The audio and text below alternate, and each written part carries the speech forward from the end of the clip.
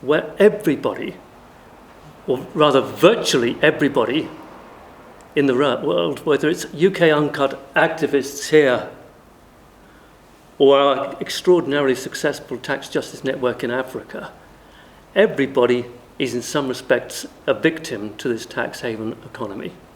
You are, our colleagues and friends in Africa are. So this is something that brings the entire world together, an issue that affects us all. Tax dodging affects everybody in every respect, every single day of your lives.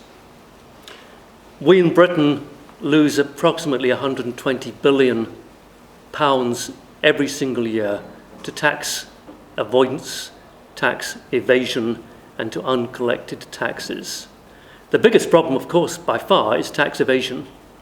But tax avoidance by multinational companies nonetheless accounts for many billions of pounds every single year.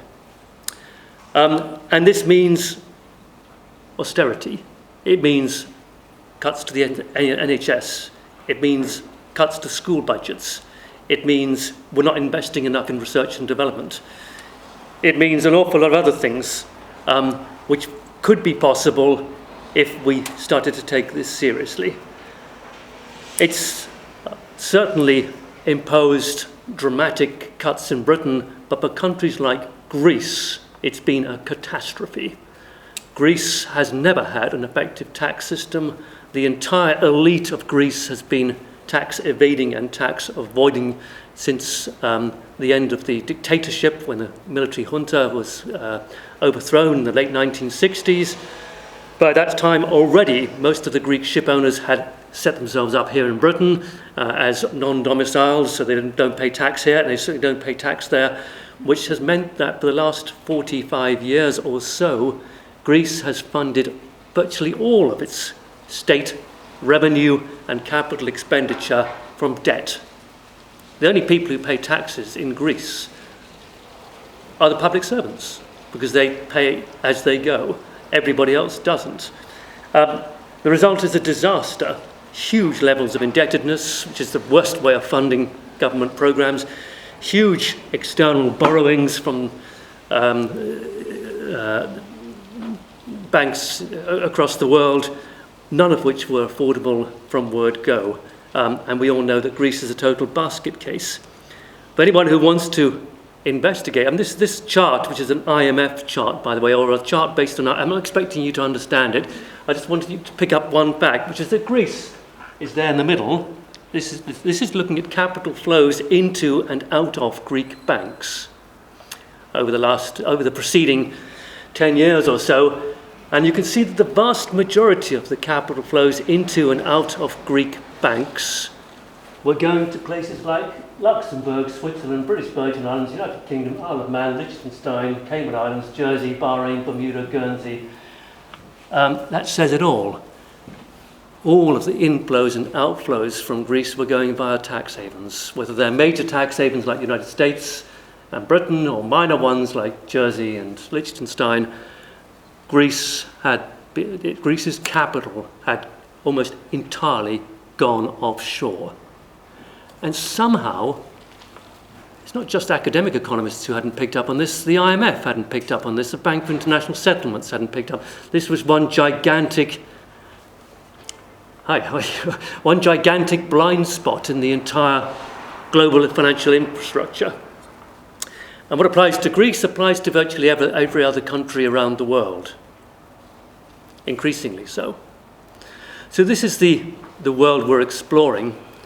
And I know David's already given this book a plug, but this book by Nick Shaxson is an exploration of this. Nick Shaxson is an investigating journalist, and he and I work together. I have to say that I get 50% of the royalties, so I'm first of all, I've got to declare a financial interest here, but also I think, having specialised in theory for 35 years, this is by far the best exploration of what globalisation has really involved that I've read. I haven't read a better one. And it's good because Nick, as a journalist, tells it through the mouths of the people who were involved in creating this economy in the first place. This economy didn't just happen, it was created. I know quite a few of the people who actually went out and were involved in creating this tax haven world. So the first point I want to make, my first key assertion, is that in response to the post-war settlement, that is to Bretton Woods, and for those of you who don't know, I'd be happy to unpack what the Bretton Woods settlement meant. But at core, the Bretton Woods settlement was an attempt to tie capital down, to prevent capital from jumping around all over the place and using its mobility to exert control over democracy, because that's what had happened in the pre-war period, and it was a disaster. But no problem, you're very welcome. But what happened was that little by little, countries like Britain, which certainly didn't like to have these rules imposed upon capital, and talked the language of freedom. Whenever you hear a politician talking about freedom, they're not talking about freedom from hunger or freedom from poverty or anything like that. They're talking about freedom for capital. When George Bush talks about freedom, he's talking about freedom for capital to move wherever it wishes. When Margaret Thatcher talked about that, that's what she meant. When Tony Blair talked about freedom, he was talking about freedom for capital to do whatever it wished. Little by little, capital moved offshore. And Britain was a leading player in helping capital to move offshore. I think the vast majority of British capital had probably moved offshore by the time we reached the mid-1980s, by the time Mrs. Thatcher completely deregulated the city with the big so-called Big Bang in 1986. That's what I went offshore to investigate. To give you some idea of the extent to which capital moved offshore, where do you think the Prime Minister's family's capital is held? Does he hold his capital in Britain, like a good patriot? No, in the Cayman Islands. George Osborne, the Chancellor, ditto, Cayman Islands. You can go through the cabinet and find that virtually all of them hold their money offshore, in offshore trusts. And that's just indicative of the extent to which it's just become normal for wealthy people in Britain to hold their money offshore, pretending that it's delinked from them. Now, assertion number 2 is the consequence of this moving of capital offshore and of capital mobility is that the social democratic project in Europe, the post-war welfare state project, started to collapse much earlier than we think, because by the mid-1970s, the Labour government in this country and other left-of-centre governments were beginning to realise they could no longer tax capital. So they began to switch to other forms of taxation, particularly indirect taxation like value-added tax, which, by the way, was introduced at a rate of 7.5% in this country and successively moved up, now 20%. The last Labour government, in the last years of it, were talking seriously. They were modelling whether they wanted to move it up to 22%. So rather than tax the rich and powerful, they were moving increasingly towards taxing poorer households, because no one can evade or avoid paying VAT. And that, I think, was indicative of the way in which the left was losing the plot on its project of trying to tackle poverty and tackle inequality and bring capital under democratic control. Although the Wilson governments in the 60s and the 70s wanted to do something about tax havens, time and time again, they failed to take the necessary actions. And I've discussed this with Dennis Healy, who was the Chancellor in the late 1970s, and he said, yeah, we were really keen, anxious to do something about this, but it was clear that the City of London would not allow us to do anything about it.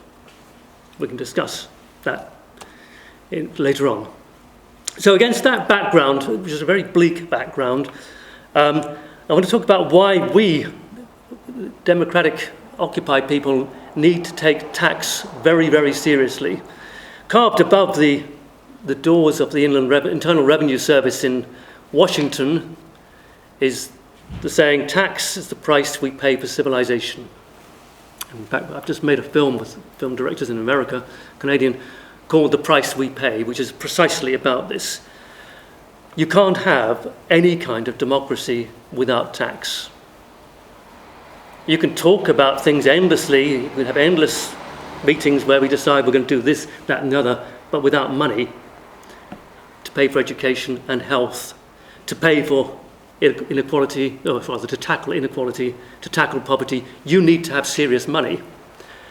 And you can raise that money in a number of ways. You can simply create the money, or you can use tax to capture money, particularly progressive taxes, to capture wealth and redistribute. But economists talk about tax having 4 distinct purposes. We talk about the role of taxation and development as having 4 R's. First of all, to provide revenue for public services. I don't think anyone would disagree with that. Secondly, to redistribute wealth and income. More contentious, but I would hope that no Democrats would argue with that. Thirdly, to reprice goods and services. We all know that the markets failed to price lots of goods correctly. They massively overpriced some goods, they massively underpriced some goods. Hydrocarbons, for example, are massively underpriced because the markets don't include in the price the costs of pollution. And the markets have no way of bringing those costs into the market price. It has to be done through tax. The child debates we had in the 1990s and the early part of last decade about introducing a carbon trading system was a fantasy